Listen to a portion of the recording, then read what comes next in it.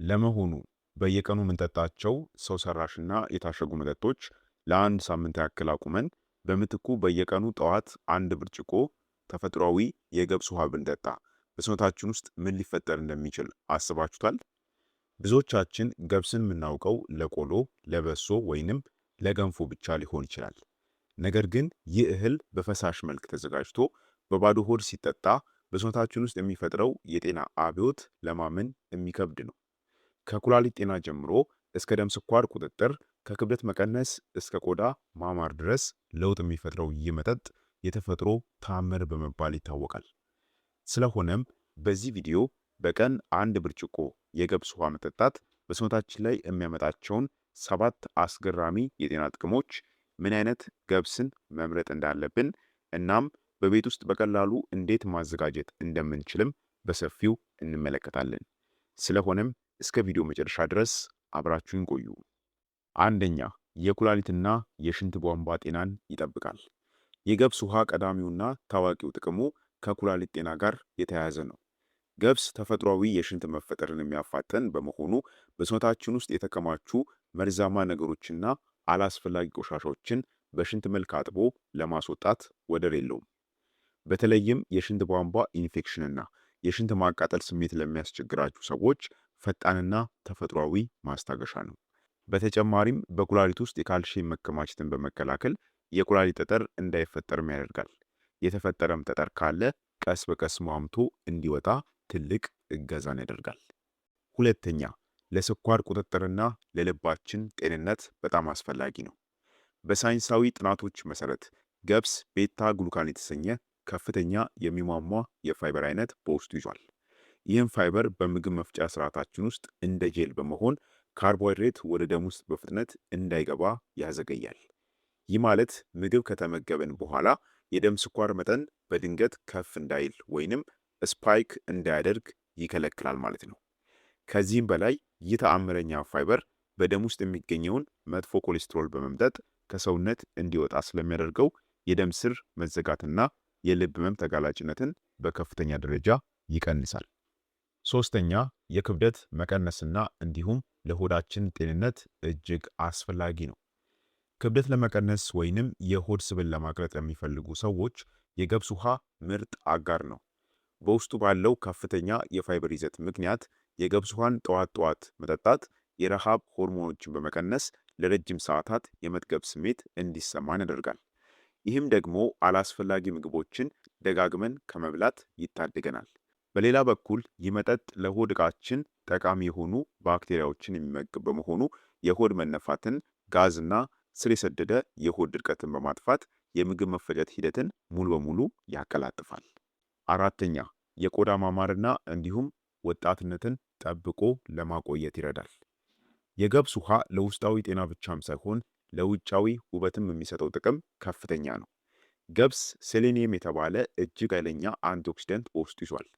ይህ ንጥረ ነገር የቆዳችንን የመለጠጥ አቅም በመጠበቅ በዕድሜ መግፋት ምክንያት የሚመጡ የፊት መጨማደዶችና የቆዳ መላላቶችን ያዘገያል።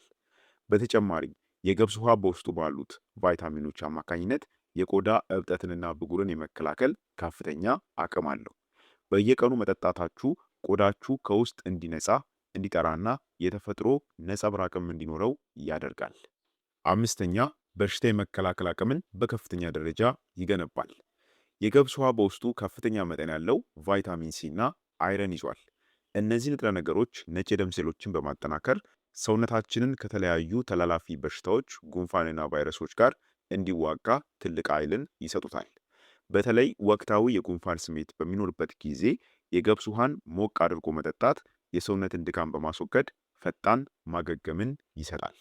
ስድስተኛ፣ የአጥንት ጥንካሬን ጠባቂ ነው። የአጥንት መሳሳትን ለመከላከል ካልሽየም ወሳኝ እንደሆነ ይታወቃል። የሚገርመው ግን በገብስ ውስጥ የሚገኘው የባዮ አቬለብል ካልሽየም መጠን ከወተት ጋር ሲነጻጸር የላቀ ቦታ አለው። በተጨማሪም አጥንትን ለመገንባት የሚያስፈልገው ማንጋኒዝና ፎስፈረስ በውስጡ በበቂ ሁኔታ ይገኛሉ።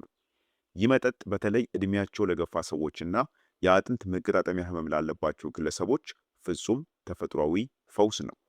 ሰባተኛ፣ አእምሮን ለማረጋጋትና ሰላማዊ እንቅልፍ ለመስጠት ይረዳል።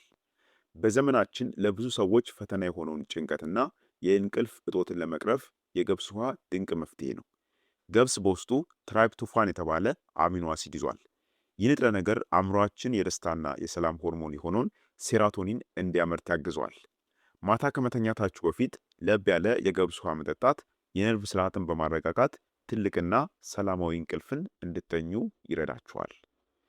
ስለዚህ በአጠቃላይ የገብስ ውሃን ብትጠጡ እነዚህን ሁሉ አስገራሚ የጤና ጥቅሞችን ታገኛላችሁ ማለት ነው። በነገራችን ላይ ጥቅሞቹ በ7 ብቻ የተገደቡ አይደሉም። አሁን ደግሞ ወደ አዘገጃጀቱ እናልፋለን።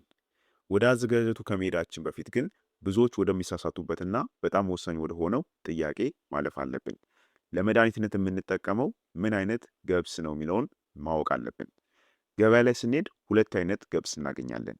አንደኛው የተከካው የተፈተገው ወይም ደግሞ ነጩ ገብስ ነው። ሁለተኛው ደግሞ ሙሉ እህሉ የሆነው የገብስ አይነት ነው። ለጤናና ለመድኃኒትነት ስንጠቀም ከተቻለ ያልተከካውን ወይም ደግሞ ያልተፈተገውን ሙሉ ገብስን መሆን አለበት። ምክንያቱም ዋነኞቹ ንጥረ ነገሮች ፋይበሩና ቫይታሚኖች የሚገኙት በገብሱ ውጫዊው አካሉ ላይ ስለሆኑ ነው። ነገር ግን እሱ ካልተገኘ የተከካውንም መጠቀም ትችላላችሁ። ምንም ችግር የለውም ማለት ነው። አሰራሩን ስናይ አሰራሩ ደግሞ እጅግ በጣም ቀላል ነው። መጀመሪያ አንድ ስኒ ያልተከካ ንጹህ የገብስ እህልን ወስዳችሁ አፈርና አሸዋውን በደንብ በውሃ አጥባችሁ ታስወግዱታላችሁ። ከዚያም የታጠበውን ገብስ ከ4 እስከ 5 ብርጭቆ ንጹህ ውሃ ጋር በብረት ድስት ውስጥ ጨምራችሁ ትጥዱታላችሁ ወይንም ታፈሉታላችሁ። ውሃ መፍላት ሲጀምር እሳቱን ቀንሳችሁ ገብሱ ለስላሳ እስኪሆንና የውሃውም ቀለም ወደ ነጣ ያለ ማለትም ወይም ደግሞ ቡናማ መልክ እስኪቀየር ድረስ ለ20 ወይንም ለ30 ደቂቃ ያክል እንዲንተከተክ ትተውታላችሁ። ከዚያም ገብሱ በደንብ ከተቀቀለ በኋላ እሳቱን አጥፍታችሁ እንዲቀዘቅዝ ትተውታላችሁ። በመቀጠል ፈሳሹን በጥሩ ማጣሪያ አጥላችሁ የቀረውን የተቀቀለ ገብስ ለሾርባ ወይም ደግሞ ሌላ ነገር መጠቀም ትችላላችሁ። መጣልም የለባችሁም። ከዚያም ውሃውን አጥላችሁ ታዘጋጃላችሁ ማለት ነው። ጣዕም ለመጨመር ካስፈለገ ደግሞ የገብስ ውሃው ተፈጥሯዊ ጣዕም አለው። ነገር ግን የበለጠ ደግሞ እንዲጣፍጥና ጥቅሙም እንዲጨምር ከፈለጋችሁ ጥቂት የሎሚ ጠብታዎችን ወይንም ግማሽ ማንኪያ ንጹህ ማርን ማደባለቅ ትችላላችሁ ማለት ነው። ታዲያም ይህንን የተዘጋጀ መጠጥ ማቀዝቀዣ ውስጥ አስቀምጣችሁ በየቀኑ ጠዋት ጠዋት 1 ብርጭቆ በባዶ ሆድ መጠጣት ትችላላችሁ ማለት ነው። ሌላው ስለ ገብስ ውሃ ወይም ደግሞ ገብስን በአጠቃላይ ስትጠቀሙ ማወቅ ያለባችሁ አንድ ትልቅ ማስጠንቀቂያ አለ። እሱ ምንድነው? ገብስ ግሉተን የተባለ ፕሮቲን ስላለው የግሉተን አለርጂ ወይንም ሲሊያሊክ ዲዚዝ ያለባችሁ ሰዎች ይህንን መጠጥ መጠቀም የለባችሁም። ከዚህ ውጭ ግን ለአብዛኛው ሰው ይህ መጠጥ ፍጹም ጤናን የሚሰጥ የተፈጥሮ ስጦታ ነው። ብዙዎቻችሁ ከዚህ በፊት በሰራውላችሁ ቪዲዮ መሰረት ላይ ለደም ስኳር ይሆናል ወይ፣ የደም ግፊት አለብኝ፣ ለዚህስ ይሆናል ወይ፣ ለነፍሰ ጡር ይሆናል ወይ ያላችሁ በጣም በተደጋጋሚ የምትጠይቁኝ ጥያቄ አለ። ይህ መጠጥ ለሁሉም ሰዎች ጤናማ ነው። ነገር ግን የግሉተን አለርጂ ካለባችሁ የግሉተን አለርጂ ያለባችሁ ሰዎች በፍጹም የገብስ ውሃንም አጠቃላይም ደግሞ ገብስን አብዝታችሁ መጠቀም የለባችሁም። ከዚህ ውጭ ግን ለሆናችሁ ምንም አይነት ችግር የለውም። ለሁሉም ሰው የሚሆን ጤናማ መጠጥ ነው። ነገር ግን አንዳንድ መድኃኒቶችን ደግሞ የምትወስዱ ሰዎች ከመድኃኒት ጋር ጎን ለጎን ተያይዞ በእኩል ሰዓት መውሰድ የለባችሁም። ከመድኃኒቱ ጋር የሰዓት ልዩነት እየሰጣችሁ መጠቀም ይኖርባችኋል ማለት ነው። ስለሆነም ውድ ተመልካቾቼ ጤናችንን ለመጠበቅ ሁልጊዜ ውድ የሆኑ መድኃኒቶችን ወይንም የታሸጉ ኬሚካሎችን መግዛት አያስፈልግም። በቀላሉ በቤታችን በሚገኝ በቀን 1 ብርጭቆ የገብስ ውሃ ሙሉ ጤንነታችንን መመለስ እንችላለን። እናንተስ የገብስ ውሃን ከዚህ በፊት ጠጥታችሁ ታውቃላችሁ? በሰራሁላችሁ ቪዲዮስ መሰረት ተጠቅማችሁታል? ሐሳባችሁን እንዲሁም ደግሞ ያላችሁን አስተያየት ኮሜንት ላይ አስቀምጡልኝ። ለዛሬ የነበረን የጤና ቪዲዮ ይህን ይመስል ነበር። ጠቃሚና አስተማሪ ሆኖ ካገኛችሁት ላይክ እና ሼር ማድረጋችሁን አትርሱ። በቀጣይ አስተማሪ ቪዲዮ እስከምንገናኝ ጤናችሁ ይጠበቅ። ቸር ሰንብቱ።